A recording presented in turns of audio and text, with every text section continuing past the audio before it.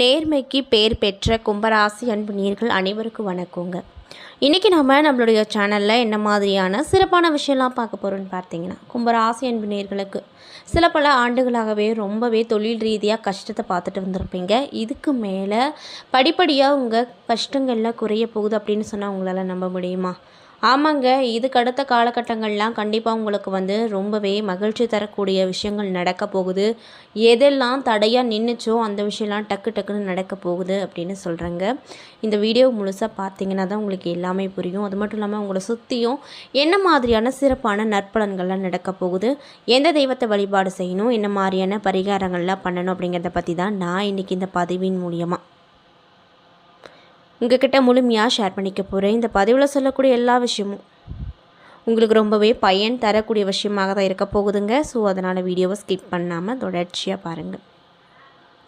அது மட்டும் இல்லாமல் இதே மாதிரியான ஆன்மீகம் சார்ந்த வீடியோஸ் எல்லாம் நீங்கள் முழுசாக பார்த்து தெரிஞ்சுக்கணுன்னா மறக்காமல் நம்ம சேனலை சப்ஸ்கிரைப் பண்ணிவிட்டு கீழே இருக்கும் பெல் ஐக்கானையும் மறக்காமல் கிளிக் பண்ணுங்கள். மேலும் உங்கள் ராசி அதிபதி அப்படின்னு சொல்லக்கூடிய சனி பகவானுடைய அருள் உங்களுக்கு வேணும் அப்படின்னு நீங்கள் ஆசைப்பட்டீங்கன்னா இந்த வீடியோக்கு ஒரு லைக் பண்ணிவிட்டு நம்மளுடைய கமெண்ட் பாக்ஸில் சனீஸ்வரருக்கு போற்றி அல்லது சனி பகவானுக்கு போற்றி அப்படின்னு சொல்லி மறக்காமல் பதிவிடுங்க. ஸோ இப்போ வாங்க நம்ம இந்த கும்பராசி என்பவர்களுடைய குணாதிசயங்கள் ஃபஸ்ட்டு என்ன, மற்றவங்களுடைய கண்ணுக்கு நீங்கள் எப்படிப்பட்டவங்களாக தெரிய போகிறீங்க அப்படிங்கிறத பற்றி தெளிவாக பார்த்து தெரிஞ்சுக்கலாம். கும்பராசி அப்படின்னு எடுத்துக்கிட்டால் இவங்க கிட்ட அதாவது அளவு கடந்த பொறுமையும் நிதானமும் அதிகமாக இருக்கும். எந்த விஷயமா இருந்தாலும் பொறுமையாக பொறுப்பாக செஞ்சு முடிப்பாங்க. இவங்க ஓவியம், சிற்பம் போன்ற ரொம்பவே பொறுமையோடு செய்யக்கூடிய வேலையை விரும்பி செய்யக்கூடிய நபர்களாக இருப்பாங்க.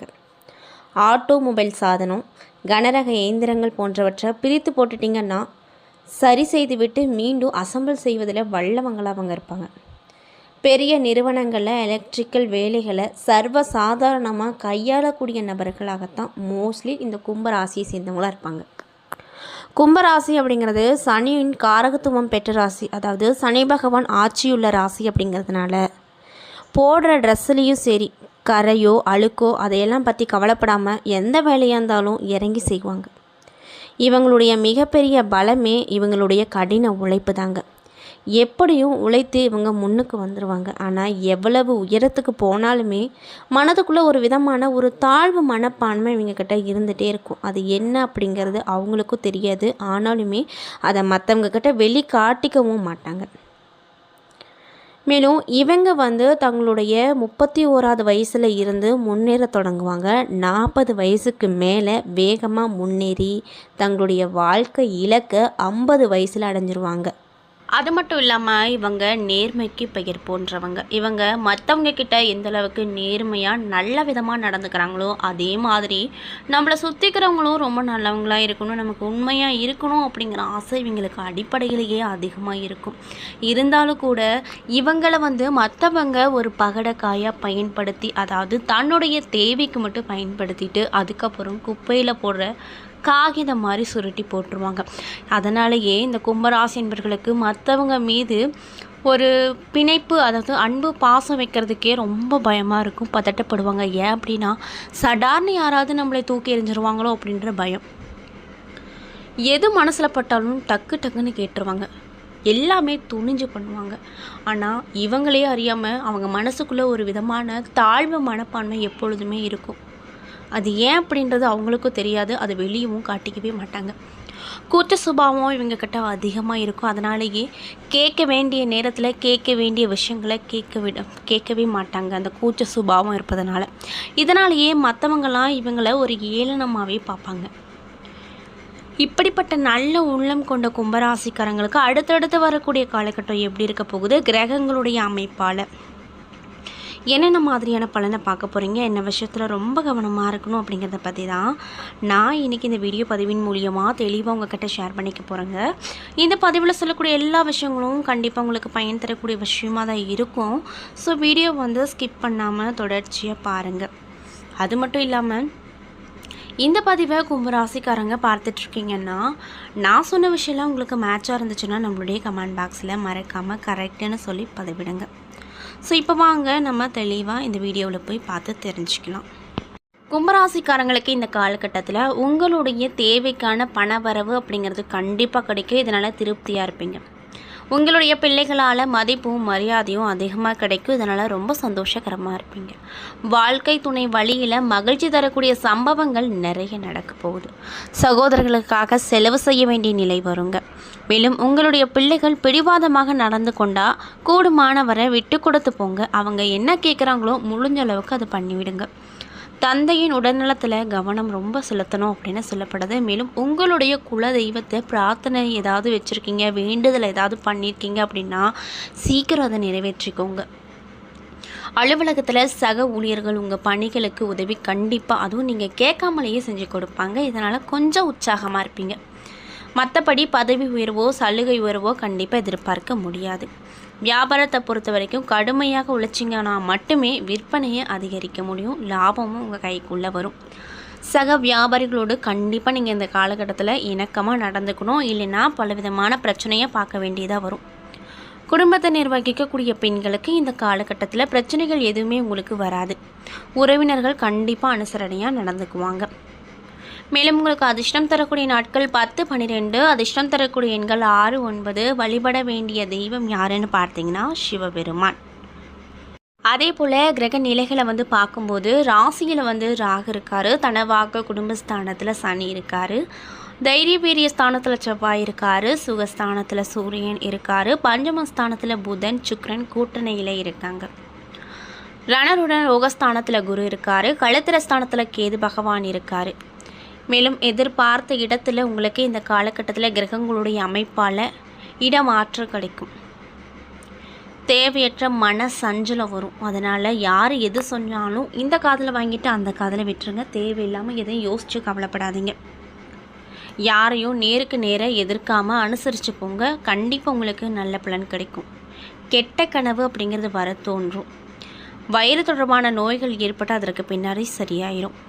தொழில் மற்றும் வியாபாரத்தை பொறுத்த வரைக்கும் மெத்தமாக காணப்பட்டாலுமே பண வரவு இருந்துகிட்டே இருக்கும். உத்தியோகத்தில் இருக்கக்கூடியவங்களுக்கு வீண் அலைச்சலும் டென்ஷனும் வரும். அதுக்கப்புறம் சரியாயிரும். மேலும் உங்களுடைய பிள்ளைகளால் திடீரென செலவுகள் வரும். உறவினர்கள் மூலமாக நன்மைகள் நிறைய கிடைக்கும். பெண்களுக்கு யாரையும் எதிர்த்து கொள்ளாமல் அனுசரித்து போவது நன்மையை கொடுக்கும். மேலும் கலைத்துறையில் இருப்பவங்களுக்கு பாராட்டுகள் நிறைய கிடைக்கும். வெளிநாடு பயணங்கள் இனிதே நல்லபடியாகவும் உங்களுக்கு அமையும். அரசியல் துறையில் இருக்கக்கூடியவங்களுக்கு நீண்ட நாளாக இருந்து வந்த பிரச்சனை எல்லாமே நீங்கும். திடீரென செலவுகள் வரும். அதனால் எப்பொழுதுமே உங்களுடைய சேஃப்டிக்காக பணம் வச்சுட்டே இருங்க. மாணவர்களுக்கு விளையாட்டு போட்டிகளில் கலந்து கொள்ள ஆர்வம் அதிகமாக இருக்கும். இருந்தாலுமே இந்த மாதிரி போட்டிகளில் நீங்கள் கலந்துக்கிறது மட்டும் இல்லாமல் அதோட கவனத்தையும் சேர்த்து நீங்கள் கவனிப்பது நல்லது. பாடங்களை படிப்பதில் கூடுதல் கவனமும் ஆசிரியர் இடத்துல பேசும்போது நிதானத்தையும் நீங்கள் கடைபிடிக்கணும். மேலும் கும்பராசியில் இருக்கக்கூடிய அவிட்டம் 3 மற்றும் 4 பாத நட்சத்திர நண்பர்களுக்கு இந்த காலகட்டங்கள் எப்படி அமைஞ்சிருக்கு அப்படின்னு பார்த்தீங்கன்னா, நட்சத்திர நாதன் செவ்வாய் மூல சாதகமான பலனை உங்களுக்கு கொடுக்க போகிறார். மற்றவர்கள் பாராட்டக்கூடிய மிகப்பெரிய செயலை செய்து முடிப்பார்.